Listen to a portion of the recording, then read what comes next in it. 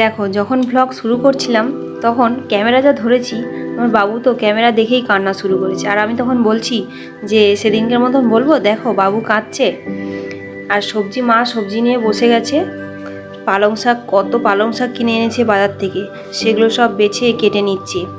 আর পালং শাকগুলো কত সুন্দর দেখো। আর এদিকে বাবা মাছ কিনে এনেছিল, মাও সেগুলো কেটে সব ধুয়ে নিয়েছে। দাঁতন মাছ, চিংড়ি মাছ, লোটে মাছ। আজকে তো লোটে মাছের ঝাল হবে। আর আমি এদিকে হেয়ার প্যাক মাখবো বলে সব রেডি করছিলাম। আমি সপ্তাহে একদিন ছাড়া একদিন হেয়ার প্যাক লাগাই, কারণ আমার ভীষণ চুল পড়ছে। আর এই হেয়ার প্যাকটা এত ভালো, আমি যেদিন থেকে ব্যবহার করি সেদিন থেকেই আমার চুলটা পড়া অনেকটাই কমে গেছে। তাই আমি হেয়ার প্যাকটা মেখে নিচ্ছিলাম। হেয়ার প্যাকটা মাখার পরে আধ ঘন্টা রাখার পরে তারপরে আমি চুল ধুয়ে নিই।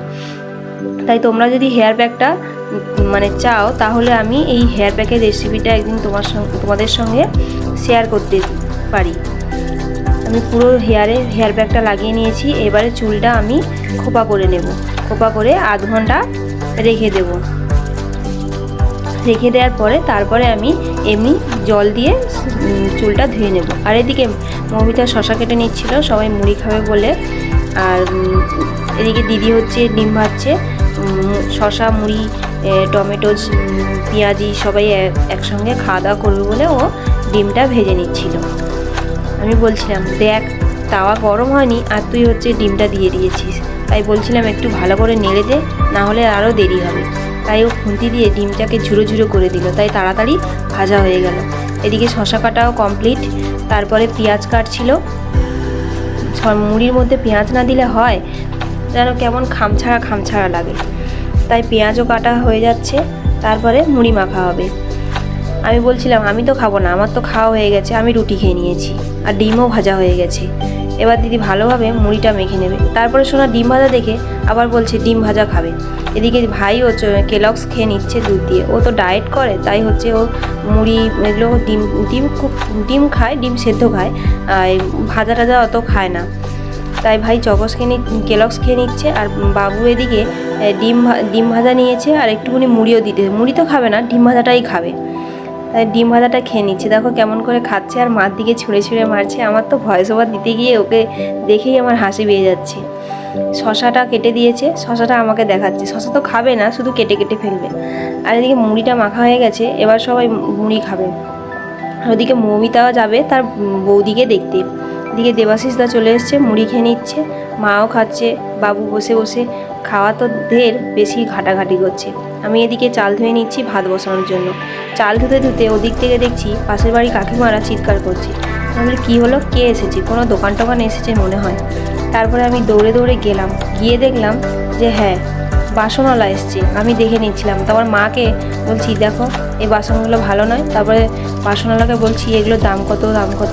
তারপরে আমাকে বলছে যে হচ্ছে চুল দিয়ে নিতে হবে। আর এদিকে ভাই আর মৌমিতা রেডি হচ্ছিল ওর বৌদিকে দেখতে যাবে বলে। ওর বৌদি নার্সিংহোমে ভর্তি, অপারেশন হয়েছে, তাই রেডি হয়ে যাচ্ছিল। তাও মৌমিতা বলছে দাও আমার চুলটা বেঁধে। আর ভাই বডি স্প্রে পেয়ে মনে হচ্ছে পুরো বোতলটাই শেষ করে দেবে। আমি বলছিলাম দেখ এগুলো কিন্তু সব ব্লগে উঠছে। ও বলছে তুই কাটবি কিন্তু। তারপরে ভাই আর মৌমিতা বেরিয়ে পড়েছে। আর বাবু, ভাই তো যেখানে যাবে সেখানেই যাবে, তাই বাবুও বেরিয়ে পড়েছে। ভাই বলছে তুই ওকে ধর, তারপরে তো ভিডিও বানাবি। আমি বলছি তোরা বেরো না, তারপরে আমি ঠিক ধরে নিচ্ছি। ওরা বেরিয়ে পড়ছে। এবারে টোটোই করে ওরা যাবে কাকদ্বীপ। দেখো ওরা চলে যাচ্ছে। ভাই দেখা বলছে ধর ওকে ধর। এদিকে দেবাশিসদা কাজ করতে এসেছে। আমাদের কলের পাইপটা একটা আংটা লাগানো ছিল, বাচ্চারা টেনে সেটাকে ভেঙে ফেলেছে। তাই দেবাশিসদা এসছে ওই আংটাগুলো লাগানোর জন্য। আর ভাতও বসে গেছে। মা আবার ভাত বসিয়ে দিয়ে বলছে তুই ওষুধ দোকানে যা ওষুধ আনতে। আমি বলছিলাম দাঁড়াও, যাচ্ছি, যা গরম পড়েছে আর ভাল লাগছে না। ভাত হয়ে গেছে, মা এবারে ভাতটা নামিয়ে নেবে। আর আমি ছাদে গেছিলাম, খুব মেঘ করেছে। জামা কাপড়গুলো তুলে এনে ভালোভাবে ভাঁজ করে, বাবুর এগুলো এইখানে আলমারিতে থাকে তাই ভাঁজ করে রেখে দিচ্ছিলাম। আর এগুলো বাবুর কাঁথা, রাত্রেবেলা ঘুমোয় তো, তাই ভালোভাবে ভাঁজ করে রেখে দিচ্ছি। না হলে চারিদিকে ফেলে রাখলে খুব এলোমেলো হয়। আর ও বিছানায় উঠলে ভীষণ ঘাঁটাঘাঁটি করে, তাই ভালোভাবে ভাঁজ করে এক সাইডে রেখে দিচ্ছিলাম। তারপরে আমি যাব ওষুধের দোকানে, তাই তাড়াহুড়ো করে সব কিছু ভাঁজ করে নিলাম।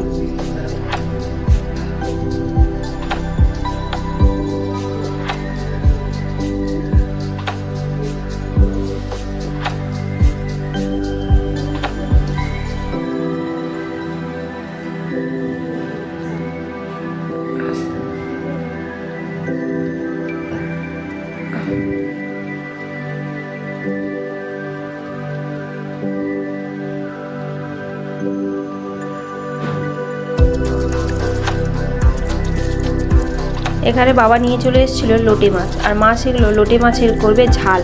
আর লোটে মাছটা আমাদের কেমন রান্না করা জানো, কাঁচা কাঁচা। ওই লোটে মাছের মধ্যে সমস্ত পেঁয়াজগুলো দিয়ে দিল, তারপরে একে একে আদা বাটা, রসুন বাটা, লঙ্কার গুঁড়ো, এগুলো সমস্ত মশলাগুলো সমস্ত মাছের মধ্যে দিয়ে ভালোভাবে মেখে ওটা একটা ভাপা মতন হবে। লোটে মাছের ঝাল বলা হয়। আর সেদিন অনেকটাই বেলা হয়ে গেছিলো, তাই মাকে বলছিলাম তুমি তাড়াতাড়ি করো। আর বাবুর সময় মতন ওকে খাবার দিতে হয়, মানে 12টা ও স্নান করলেই 12টা বাজলেই ওকে খাওয়াতে হয় আর কি। তাই মাকে বলছিলাম তুমি তাড়াতাড়ি রান্নাটা বসাও। মা বলছে দেখ না আমার এক্ষুনি হয়ে যাবে। একদিকে মাছের ঝাল বসিয়ে দিয়ে তাড়াতাড়ি করে বাবুর খাবারটাও ঠিক হয়ে যাবে। ভাত তো হয়ে গেছে, আর কোনো চিন্তা নেই, ওর তরকারি তো হবে। সর্ষে তেলটা দিয়ে দিল, এবারে ভালোভাবে মাছটাকে মেখে নেবে সমস্ত মশলাগুলো একসঙ্গে দিয়ে। মাছটা মাখা হয়ে গেছে, এরপরে গ্যাসে কড়াই বসাবে। কড়াইটা গরম হলে তার মধ্যে দেবে সর্ষের তেল। কড়াই গরম হয়ে গেছে, তার মধ্যে দিয়ে দিয়েছে সর্ষের তেল। এবার তেল গরম হলে ওর মধ্যে দিয়ে দেবে একটু অল্প করে রসুন বাটা। যেহেতু মাছের মধ্যে একটু রসুন বাটা দেওয়া আছে, তাই এর মধ্যে অল্প করে একটু রসুন বাটা দিয়ে দিল। রসুন বাটাটা ভালোভাবে ভাজা ভাজা মতন হবে। ভাজা হয়ে গেলে তার মধ্যে এবারে মাছটাকে দিয়ে দেবে।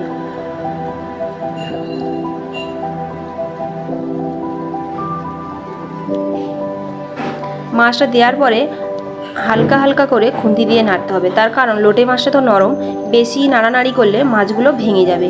তাই মা অল্প অল্প করে নেড়ে নিচ্ছে।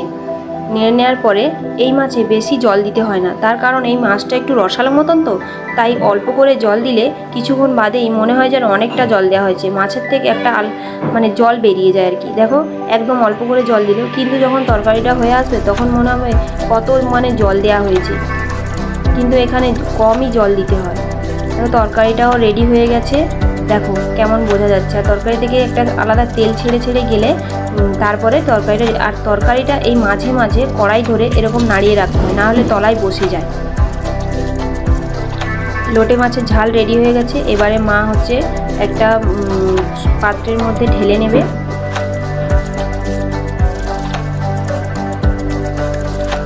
তাও দেখো কড়াইয়ের মধ্যে কেমন বসে গেছে, কতবার মা নাড়িয়ে নাড়িয়ে রেখেছিল। এরপরে আমি যাব স্নান করতে, তার আগে বাবুকে স্নান করাতে নিয়ে যাচ্ছি। যা গরম পড়েছে বাপরে, আর মানে পারা যাচ্ছে না, ভীষণ গরম। বৃষ্টি তো হচ্ছেই না, তার মধ্যে মানে রোদের কি তেজ।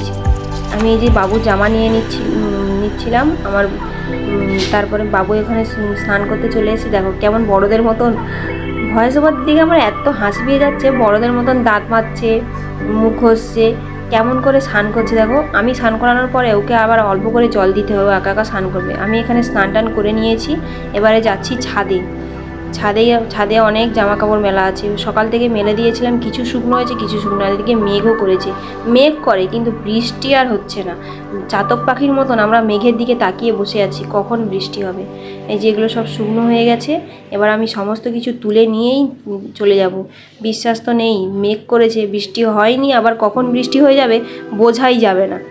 তাই আমি ছাদে দরজা লাগিয়ে দিয়ে চলে যাচ্ছি নিচে গিয়ে এবার সমস্ত কিছু ভাঁজ টাজ করে রেখে দেব।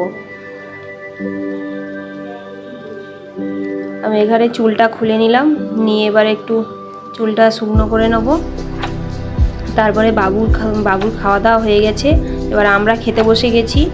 আমি তো খাইনি, অনেকক্ষণ ভাই আর মমিতার জন্য অপেক্ষা করছিলাম। ওরা নার্সিংহোম থেকে আসতেই খেতে বসে গেছি, সবাই খেয়ে নিচ্ছি।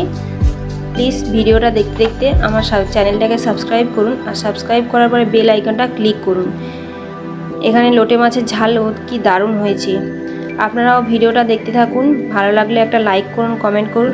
আমিও আমার সোনাকে পড়াশোনা শেখাই, ওকে দেখো কত সুন্দরভাবে পড়াশোনা করতে বসে গেছে। পরের ভিডিওর জন্য অপেক্ষা করো। আজকে টাটা।